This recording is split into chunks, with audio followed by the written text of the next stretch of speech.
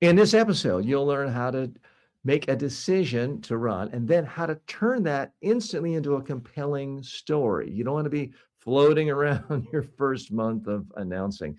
So, Bob, let's dive right in. How does a candidate, a first time candidate, identify their origin story in a way that's meaningful to the voters, not for family and friends? They care Right. about everything about you. How do you make it meaningful for voters as a first time candidate? When I train an individual candidate or I lead a campaign communications workshop, that's the first question I ask them. What was that moment? What was that instant when you said to yourself, damn it, I have to run? What did you see? What did you hear? What did you personally experience? What were your neighbors and family and friends telling you that prompted you to want to give up time with your friends, your family, Netflix, the ball games, whatever your interests are, to give up time and devote it to running for office? That is your key. That is the message number one. Here's what I saw. I was driving down the street and damn it, there were so many potholes on Main Street. It ruined my tires. I had my car went out of alignment. It cost me hundreds of dollars to get new tires and fix my car.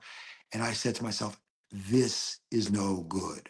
We need to do something about it. And I'm the person who can do it. So you're taking your personal experience, something you saw, felt, heard firsthand, and turned it into something important. Because believe me, you're not the only person who've experienced the bad roads on Main Street.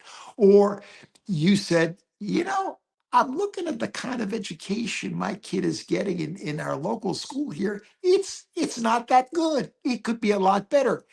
You're not the only parent who feels that way. So folks will identify with your outrage, your anger, your disappointment, whatever emotion, whatever label you want to attach to it.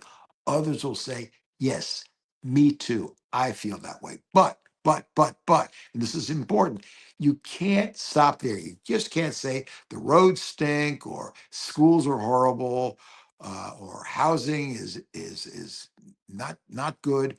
It You've can't just be got to the have facts. There has to solutions. be an emotional connection. And first Yes. time candidates are often uncomfortable with that. How do you advise them to connect, not just intellectually, but emotionally with voters? Well, something pissed you off. You wouldn't give up all that, free time, spare time, either with your business, your family, your friends, unless you were angry about something or disappointed or said to yourself, we can do better than this. So Mhm. bottle that frustration, that emotion, that anger, that craving for something better into the way you talk to your neighbors, your family, your friends, to voters about why you decided you had to run for office. Channel that emotion. Just don't say, well, I don't know. I think we can just do better here. The roads, I don't know, not all that great. That lack of passion, that lack of emotional connection, voters feel it. But if you channel the anger, the frustration, the disappointment, the desire for something better into the way you speak and the way you look at people and your body language, people will feel it. They'll adapt it. They'll say, yes, he is talking the way I would talk if I were speaking about the roads, the bad schools, or the lack of good housing. Bob, one of the problems I've seen with some first time candidates is they want to treat this as a political science graduate seminar and give long, detailed answers Mhm. for every single policy, and nothing sticks. They're uncomfortable with repetition because it somehow doesn't feel intellectually as stimulating, as interesting, or intellectually honest. And yet, we both know successful candidates are great at repeating messages. You were CNN's first White House correspondent, so you were right next to Ronald Reagan on a daily basis. Different political party, but certainly known as a great communicator and certainly wasn't afraid to repeat himself. what lessons do you have for candidates who are Well, it uncomfortable with wasn't so much repetition? Reagan as president, it was Reagan as candidate. Because as president, he really didn't repeat himself that much. He had every day was a new policy, a new crisis, a new situation that he had to deal with. But as a candidate, he was facing a different audience every single day. Not a different audience, multiple different audiences. We'd be in 3 or 4 different cities every single day. I mean, our campaign airplane would be going up and down all the time, and then he would go to a rally. Now, those of us who followed Reagan as correspondents, as reporters, as journalists on a daily basis, man, we heard his speeches, his jokes, his one-liners all the time. For us, it was just the same old, same old. But for the audience, it was brand new. They never heard that joke. They never heard that sense of anger and outrage from Reagan that they felt, they experienced.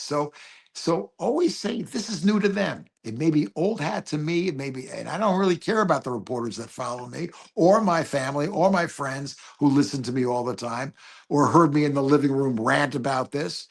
The voters who don't know you, those are the ones you need to reach. And you need to tell them why you got into this race and what are your ideas about making life better. And you do need to talk about your background. You do need to talk about, why you have the perfect professional or personal experience to address the issues facing voters. And again, talk in terms of stories, TJ. You're right. It's not a professorial lecture about political science. There was a story. There was something that you experienced. Maybe you were the victim of crime, or your family member was, or your next door neighbor was, and it said to yourself, you said to yourself, I have to do something about this.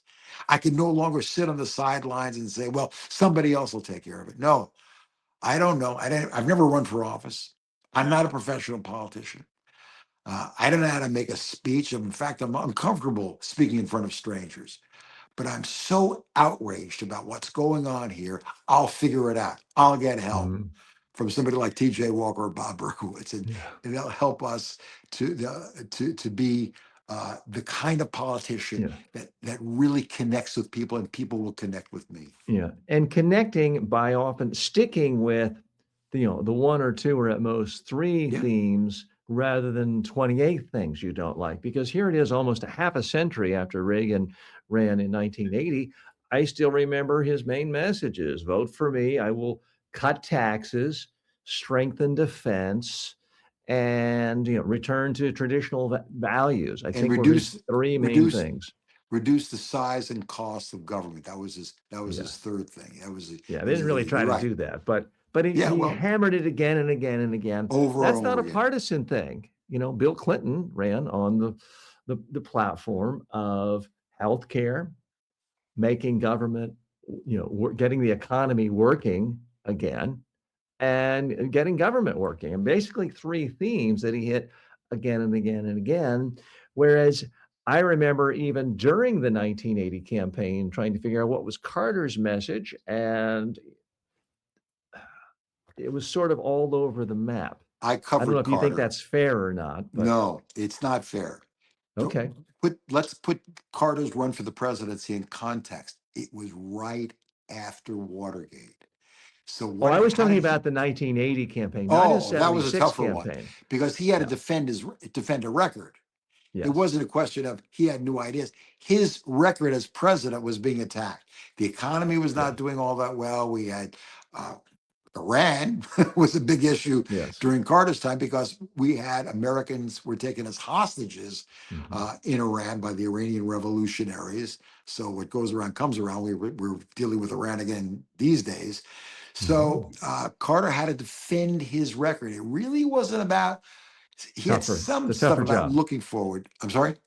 That's a tougher job. But It's a for our much tougher audience job. in this, listening and experiencing this podcast, if you're a first time candidate, that's liberating for you. You don't have to Right. defend any kind of record. You simply have to make the case that there's a problem with where things are now, and you have solutions, and here are your ideas. So, Yeah. in a sense, it's simpler. So don't feel the need to defend what other people have done, even if they're in your party. Focus on your good ideas.